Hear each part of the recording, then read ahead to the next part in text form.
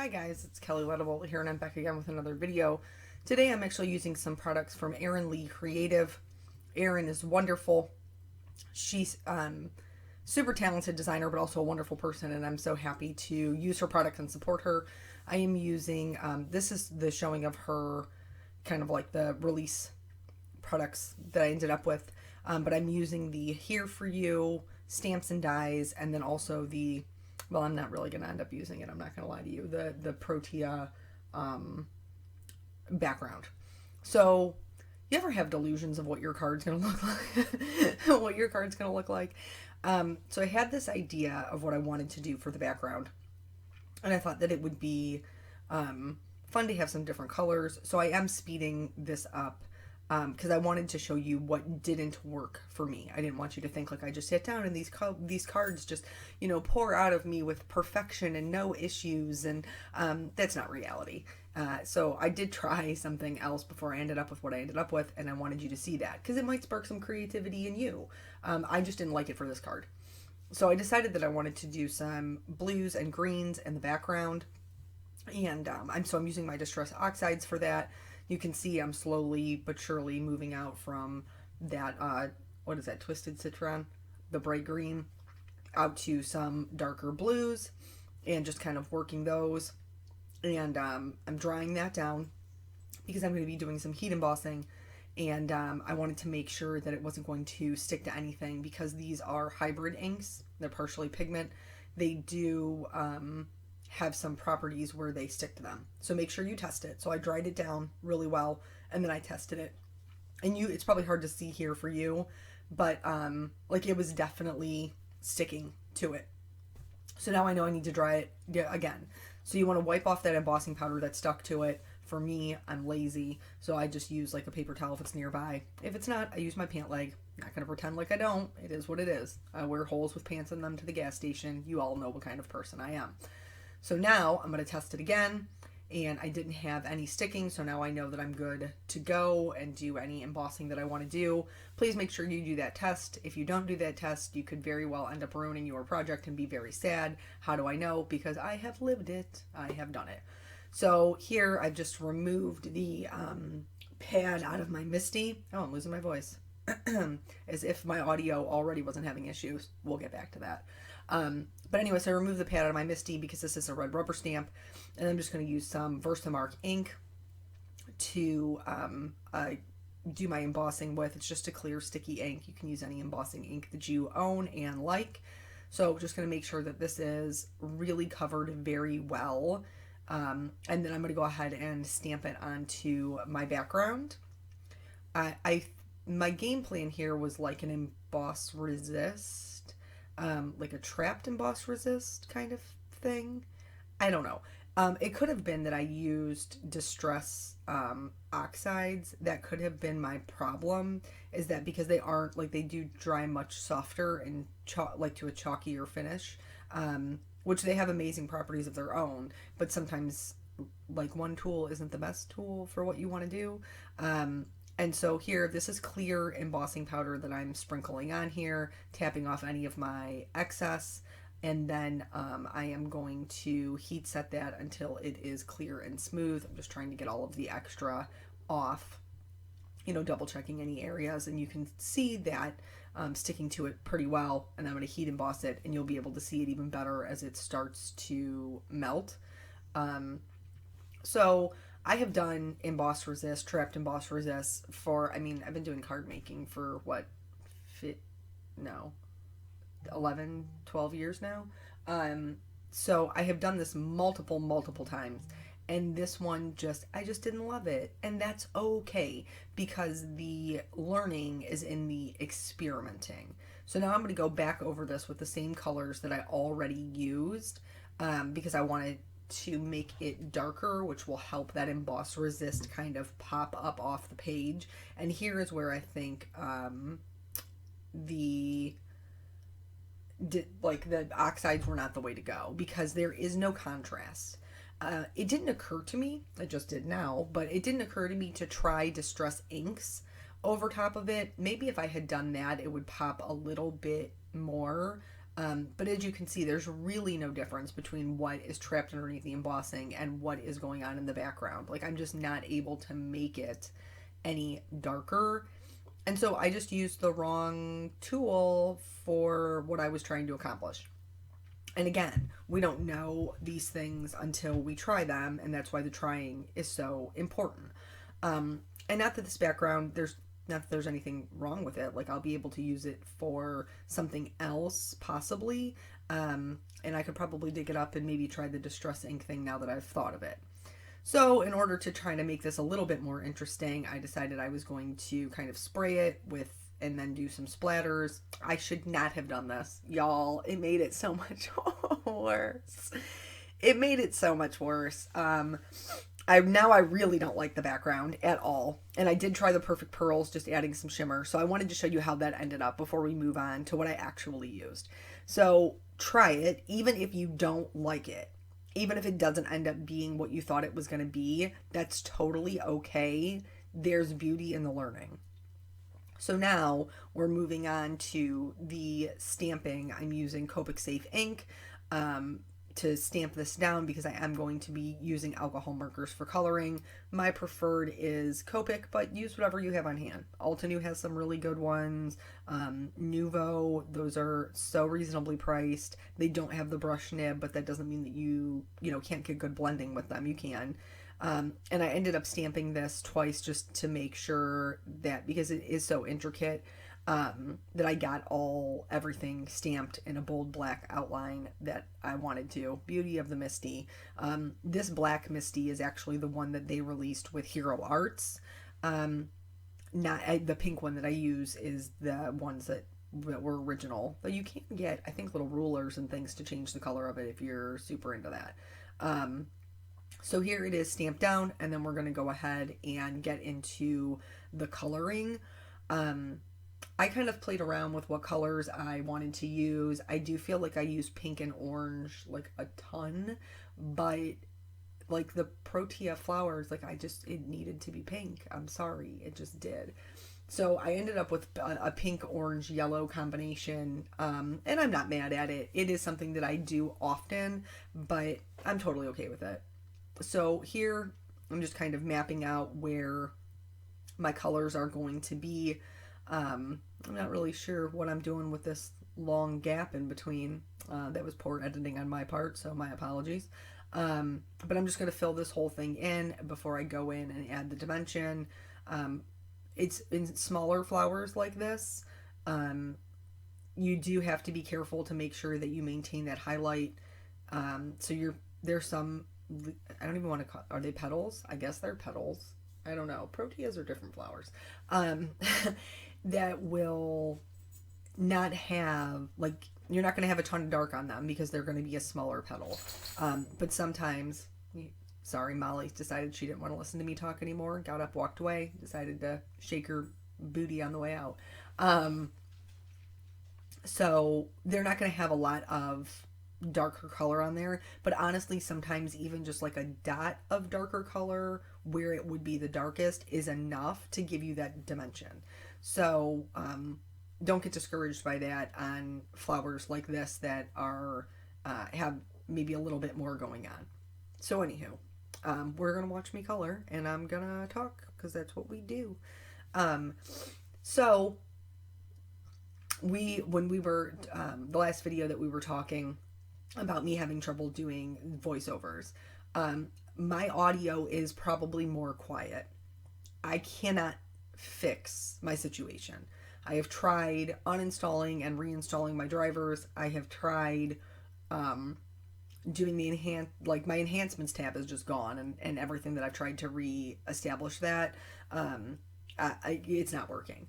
So anyway, my choices are using the boost to make the volume louder and then sounding like I'm on a hello pad. So if I do the boost, it picks up all of my background noise, which I have no idea even where the background noise is coming from because I'm in this room, in this house by myself outside of my dogs. Not really sure. But nonetheless, it sounds much more scratchy, much more echoey, but the volume is louder. This way, the way we're doing it today and the way that I did my last video is much clearer. There is no background noise, but the volume is not as loud. And so these are kind of my choices right now until Windows does another update or I can figure out another fix. It's not my microphone. I've used the same microphone for the last probably 5 years. So it's definitely not my microphone. It's definitely the hardware in my computer, and I don't know how to fix that. I'm sorry, I said hardware. I meant software. So anyway, you tell me which one's better. You go back 2 videos and listen to the helicopter voiceover, and then this one, and you tell me, like, I'd rather have you louder but a little bit more background noise, or I would rather have you clearer but not as loud, and then you can adjust your volume on whatever listening device you're listening on. I did notice that I got more comments on the one that was quieter than I did on the one that had the background noise.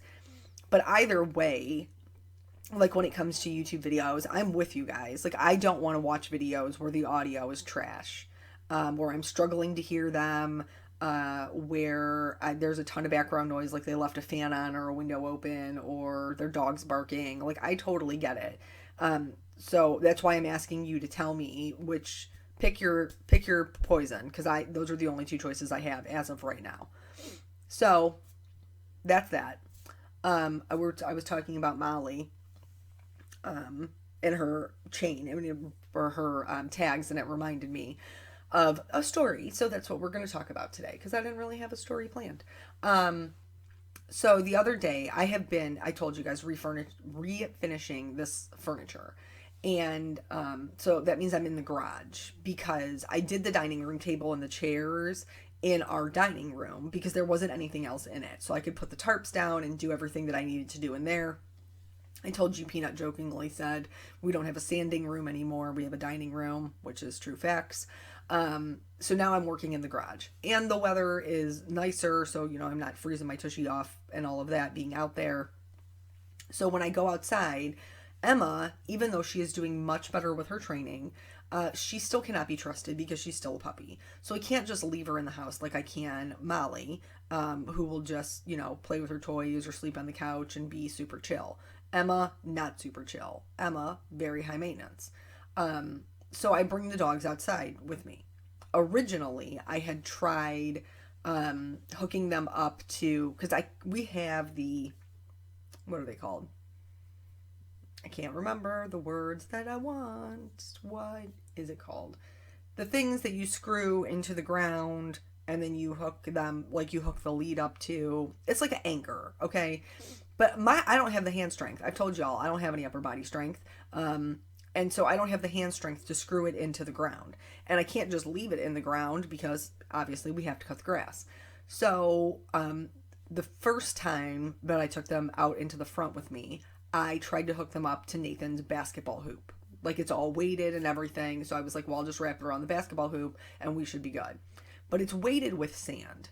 And Emma, forever the mischievous dog, decided she was going to have herself a little snack, and she started trying to eat the sand. So that was a no-go, because I can't have her eating sand. So then I tried, and this has kind of been what's working for us, just hooking them up on the porch. So, like, they have a covered area that is shady if they want to, lay up there on the, underneath the porch. And I put their water up there while we're outside, and then, or they have an area in the driveway that they can kind of walk out to, and they can even reach into getting into the garage. So they have a large distance area. One problem with this, though, is that there is a flower bed up there with the mulch, and Emma is a digger. So if you're not, like, on her, she will start digging in the mulch, and that irritates me to no end. Obviously irritates Eric because he spent all of his time making the outside of our house beautiful. And then so here's Emma just like trying to dig up the mulch. Not cool, Emma. Not cool. But so the other day my sister was over and Peanut was in the house. I went in to get something, and like all of a sudden I hear Michelle, my sister, yelling. And so I go out the door and she's like, Emma's off her lead. I'm like, oh, Lord of mercy. And I don't have her clicker for her training. So I have to go back into the house to get the clicker, run back out of the house. I don't run unless something's chasing me. Like, I'm not a runner, y'all. I'm not. My track days are behind me. Far, far, far behind me. Um, and so Michelle, there's like a gaggle of, no, what do you call? Is it a herd? Dogs are a herd? It's not a gaggle, those are geese. Anyway, there's a lot of dogs over at the neighbor's house. There's one, Lexus, who I know, Nathan plays with their grandkids, and she's a very sweet dog. And then there's Winston, and then there's two other dogs that I am not familiar with. So that's Emma makes a beeline for the dogs. Well, like Michelle gets down there and grabs her before me, and I'm so apologetic. I'm like, I'm so sorry. I don't even know what happened. I don't know how she got off of her lead. And they're like, no, she was fine. Like, no, she was just, sniffing and smelling, but these other two dogs were dog sitting for, and I'm not really sure how they interact with other dogs. And I was like, no, this is completely my fault. Like, I'm so sorry. Apologize multiple times. And then walk Emma back to the house. Hold on, back to the card. So here, I left these intact. I left them together, the dies together. You can cut them apart, but I wanted to do a multiple layer. And so here I'm going to show you very quickly this on the background that I made that I did not like. Did I even show it to you? I'm not even sure. I thought I did, but maybe I didn't. And now I'm going to do something completely different, which is a much softer. Oh yeah, here I am showing you. See, they're competing for each other. This is not good for me. Much better on the lighter background. So I'm going to do like a soft blue background. Anyway, so I walk Emma back to the house, and Michelle says to me, does she have her license? And I said, yeah, she has her license. Why wouldn't she have her license? And she was like, because Nathan hooked her up to the tag with her license. Well, that's what happened. She has like they both do on their collars, have like a super thick metal ring that's what you hook them up to. But I didn't know that Peanut, I would have double checked. I didn't know that Peanut is the one who hooked her up. I thought Michelle hooked her up because I had Molly. Michelle had Emma. I didn't realize she let Nathan do it. And he did hook her up to like the flimsy little metal piece that holds on her dog license and her nameplate with our name and address on it. So yeah, totally, because she's super strong. Of course she's super strong. And she just bent the metal completely off, and that is how she was able to make her escape. I felt terrible. Like, we ended up finding her little name tag and everything, and I went back down and apologized to the neighbors, who were very, very gracious about it. But yeah, that was not fun, because then I come back and Peanut's crying because he's worried that Emma got out and that she's going to get hurt, or that she's not coming back, or she's run away, and just big crocodile tears, and it was a whole big to-do. So moral of the story is, make sure your dogs are hooked up properly. If you're hooking them up to an area in which they're going to be outside, right? Right. Good talk. So the background looks a little sketchy in the middle there, but I'm totally not stressed about it because I'm going to cover it up. So I needed a starting place to kind of make it softer on the outside edges, and I was fine with it because, like I said, I'm going to put this flower over it and it's going to cover it up. The two pieces, like where it cut out the sentiment, so this obviously you could just use as a frame, like a floral frame on its own, and then do maybe like a banner style or a label style over top of it. I decided to do 2 layers of foam tape on the Here For You, so it would sit up higher, and then I like this background so much better. I'm going to add all the glitters because glitter makes my heart happy, and so I'm going over that with the clear glitter, and then that's it. That's the whole card. So thank you guys so much for joining me. If Erin Lee Creative is not a brand you're familiar with, I encourage you to check them out. They have beautiful designs, and she's a wonderful person to support in the craft community. And that is it. I will catch you guys on the next video. Bye.